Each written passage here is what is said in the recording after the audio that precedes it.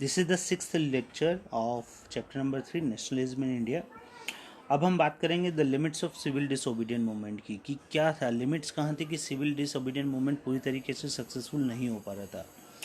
तो अब हम इसमें बात करेंगे कि one such group was the nation was untouchables. India में बहुत एक प्रिवेलिंग कंसेप्ट था कि अनटचेबिलिटी था। Okay, in 1930 it began to call themselves as a Dalit और ऑपरेसिव पीपल। ओके, तो यहाँ पे सिचुएशन क्या हो रही थी कि the conservatives high cast Hindus but Mahatma Gandhi declare that the Swaraj would not come for 100 years if untouchability was not element। Mahatma Gandhi का ये मानना था कि अगर आप स्वराज चाहते हैं तो आपको सबसे पहले अनटचेबिलिटी को ख़त्म करना पड़ेगा। अनटचेबल पर्सनस को आपको भी सेम काइंड ऑफ ट्रीटमेंट देना पड़ेगा जो बाकी लोगों को हम ट्रीटमेंट देते हैं। हरि और he called the untouchables like Harijan और the children of God. All people are children of God. Okay, so this is all about he told, because he wants कि स्वराज तभी आ सकता है जब हम लोग इस अनटचेबिलिटी वाले सिस्टम को हम लोग क्या करें, पूरी तरीके से अवॉइड कर दें। तो इसके लिए डॉक्टर बी आर अम्बेडकर ने एक ऑर्गेनाइज किया कि दलित लोगों को इस डिप्रेस्ड सिस्टम से बचाने के लिए 1930 में एक एसोसिएशन बनाई और महात्मा गांधी के साथ मिलकर उन्होंने राउंड टेबल कॉन्फ्रेंस की और डिमांड की कि एक अलग से दलित लोगों के लिए इलेक्टोरल बनाया जाए, यानी कि एक सभा बनाई जाए। ओके, और ये सब तरीके से उन्होंने कानून पास किए और इस तरीके से दलित लोगों को भी उन्होंने अपना राइट्स दिलाया। ठीक है, तो आगे हम इसमें बात करेंगे कि किस तरीके से ये सब चीज़ें आगे स्प्रेड हुई और ये सब चीज़ें डिस्कशन हुआ इसमें। और फिर हम बात करेंगे the sense of collective belongings.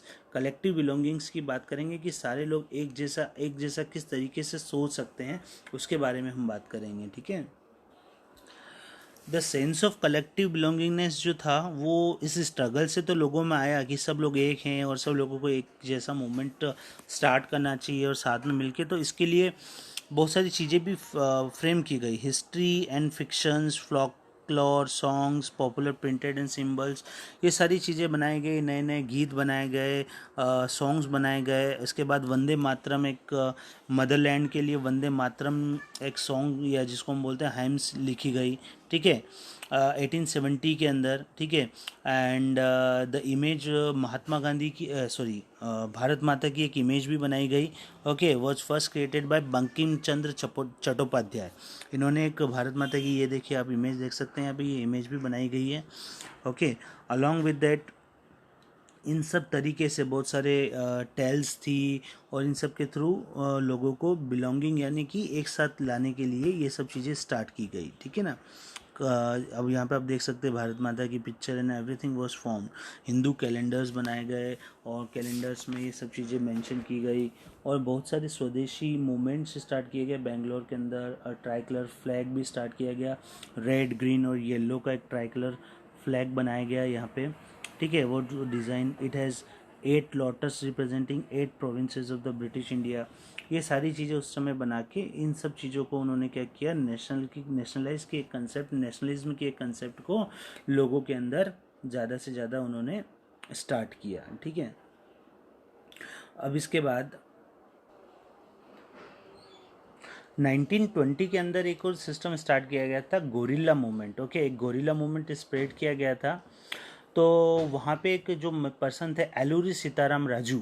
Okay, तो लोग उनको एज ए गॉड या उनको एज ए पर्सन मानते थे who is going to lead that rebellions. Okay, वहाँ के जो रिबेलियंस थे, ये क्या गुडाम हिल्स की बात कर रहे हैं हम लोग। वहाँ पे उनके राइट्स को प्रोटेक्ट करने के लिए, जो हिल्स पे जो लोग रहते थे उनके लोगों को उनके राइट्स को प्रोटेक्ट करने के लिए एक एलूरी सीताराम राजू ने एक वहाँ पे वाइड स्प्रेड एक गोरिल्ला मूवमेंट स्टार्ट किया।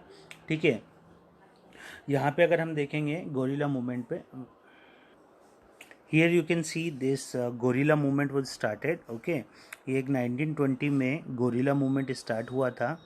और यहाँ पे हम बात करें कि when the government began forcing them to contribute बेगार for road building and all this, तो जो हिली लोग थे, हिल के जो लोग थे, हिल्स पे रहने वाले, इन्होंने स्टार्ट कर दिया कि वो बेगार नहीं करेंगे, मतलब बिना पैसे के काम नहीं करेंगे।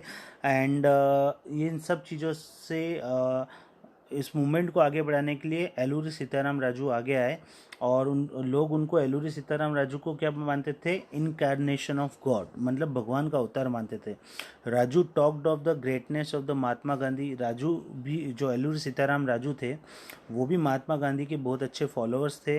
वो भी चाहते थे non cooperation movement and all this.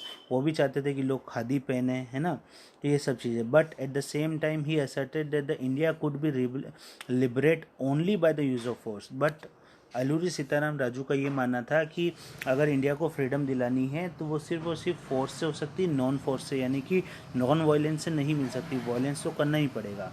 तो the Gudem rebels attack the police stations और बहुत सारे ब्रिटिश ऑफिसर्स को उन्होंने मार दिया। और बाद में ये हुआ कि जो एलूरी सीताराम राजू था उनको ब्रिटिशर्स ने पकड़ के 1924 में फांसी पे चढ़ा दिया। तो अब एलूरी सीताराम राजू सिर्फ और सिर्फ एक हीरो बन के रह गए थे फॉक्स के अंदर, गीतों के अंदर और इन सब के अंदर, ठीक है। तो ये भी एक सिचुएशन आई थी, रिबेल्स की हम बात करेंगे इसमें, ठीक है। Thank you. ये अब चैप्टर ख़त्म हो चुका है, अब इसमें नोट्स बना लीजिएगा, ठीक है।